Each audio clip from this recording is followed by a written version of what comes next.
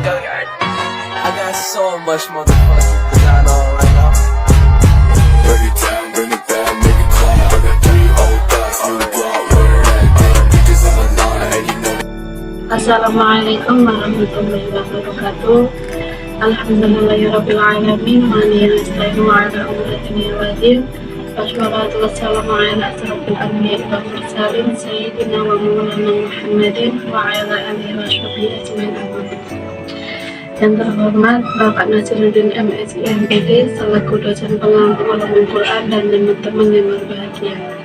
Perkenalkan, nama saya Fana Fatona dengan nomor induk mahasiswa 23104050012 program studi pendidikan fisika Fakultas Ilmu Tarbiyah dan Keguruan. Ini saya akan mereview buku untuk memenuhi tugas akhir semester 1 dari mata kuliah Ulumul Quran yang berjudul Bukti Kebenaran Al-Quran dalam Fenomena Jagat Raya dan Geosfer yang ditulis oleh Bapak Haji Mufambudutika dan diterbitkan oleh Hamzah. Berikut biografi dari Bapak Haji Mufambudutika. Beliau lahir di Makassar, Sulawesi Selatan pada tanggal 17 Agustus 1946.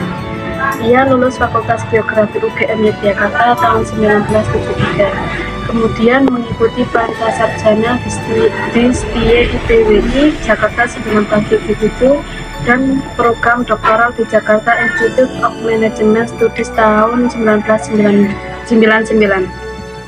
SD sampai SMA-nya diselesaikan di Suguminasa, Kabupaten Goa, Sulawesi Selatan. Setelah lulus dari Fakultas Geografi UGM, ia bekerja di Direktorat Jenderal Pengairan Departemen Pekerjaan Umum atau PU yang sekarang Kementerian PUPR dari tahun 1974 sampai 1984 dan Inspektorat Jenderal Departemen PU dari 1984 sampai 2002.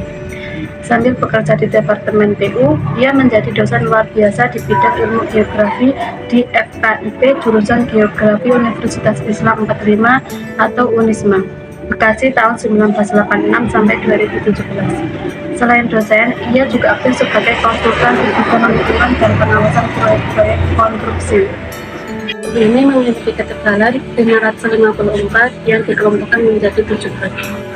Pertama, membahas pernyataan-pernyataan ilmiah dalam Al-Quran terkait dengan bukti fenomena jagat raya, khususnya mencakup kejadian, tahap penciptaan, dan keseimbangannya serta langit dan lapisannya. Kedua, membahas pernyataan ilmiah Al-Quran terkait dengan bukti-bukti fenomena pergerakan tata surya, khususnya fenomena pergerakan tata surya secara keseluruhan, bumi, matahari, dan bulan. Bumi, matahari, dan bulan dikaitkan dengan penentuan waktu dan gerhana serta komet. Ketiga, membahas pernyataan ilmiah Al-Quran terkait dengan bukti-bukti fenomena bumi, khususnya mencangkut lapisan bumi, tektonik lempeng, selisih, dan warna bumi, serta bumi sebagai ruang tersimpan. Keempat, membahas pernyataan ilmiah Al-Quran terkait dengan bukti-bukti fenomena atmosfer, khususnya mencangkup fenomena cuaca dan fenomena iklim. Kelima, membahas pernyataan ilmiah Al-Quran terkait dengan bukti-bukti fenomena hidrosfer, khususnya mencangkup fenomena siklus air, air tanah, sungai, danau, dan air laut. Keenam, membahas pernyataan ilmiah Al-Quran terkait dengan bencana alam dan pengelola lingkungan. Ketujuh, membahas tentang para ilmuwan dan profesional dunia yang masuk Islam karena terpesona dengan kebenaran ilmiah Al-Quran. Ini mengupas pernyataan-pernyataan ilmiah dalam Al-Quran yang terkait dengan fenomena jagat raya dan geosfer, mulai dari fenomena tata surya, bumi, atmosfer, hidrosfer, bencana alam, pengelola lingkungan, hingga para ilmuwan dan profesional yang masuk Islam karena terpesona dengan kebenaran ilmiah Al-Quran. Dengan demikian, buku ini tidak hanya dijadikan referensi bagi yang ingin mempelajari ilmu geografi dan kandungan Al-Quran, tapi juga dijadikan bacaan oleh kalangan umum yang haus ilmu pengetahuan. Setelah kita membaca ketika buku ini, akan semakin yakin kita bahwa Al-Quran adalah wahyu Allah Subhanahu wa Ta'ala yang tidak diragukan kebenarannya. sebagai wahyu yang diturunkan kepada Nabi Muhammad SAW, banyak pernyataan ilmiah yang tidak bisa dimengerti oleh masyarakat Arab pada waktu itu karena keterbatasan ilmu pengetahuan. Namun, dengan kemajuan ilmu pengetahuan dan teknologi sejak abad 17 sampai dengan sekarang, ternyata pernyataan ilmiah Al-Quran bisa dibuktikan sehingga menunjukkan bahwa Al-Quran berasal dari Allah. Hal ini sesuai dengan apa yang dikatakan oleh Maurice Bucaille dalam bukunya, yang menyatakan bahwa pernyataan Al-Quran yang sering tampak remeh ternyata jika diselidiki secara ilmiah dengan tes modern menunjukkan hal-hal yang kemudian digunakan oleh sains. Para ilmuwan yang jujur setelah membuktikan kebenaran ilmu Al-Quran melalui penelitian, pada akhirnya berkesimpulan bahwa Al-Quran adalah wahyu Allah yang diturunkan kepada Nabi Muhammad dan tidak diragukan antitesisnya. Pernyataan seperti ini kita bisa lihat misalnya Profesor Dr. Alfred Kroner, ahli teologi Jerman, yang menyatakan bahwa fakta ilmiah yang ditemukannya dalam Al-Quran dan Sunnah membuatnya kagum.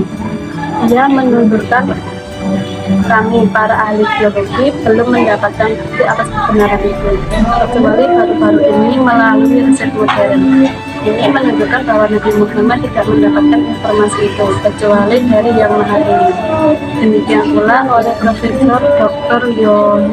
Yoshihide Bonsai atau ahli astronomi Jepang mengungkapkan para ilmuwan hanya terkonsentrasi mempelajari suatu area kecil.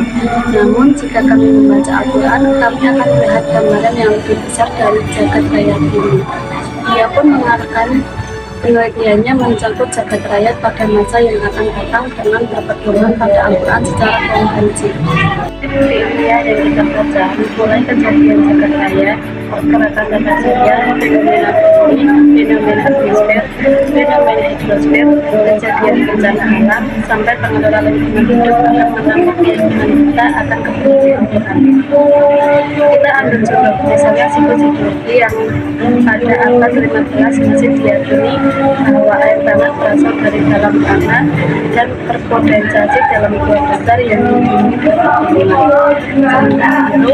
sementara itu Al-Quran telah menegaskan dalam surat Al-Mu'minun ayat 18 bahwa air tanah berasal dari air dari langit atau hujan kemudian menetap dalam tanah.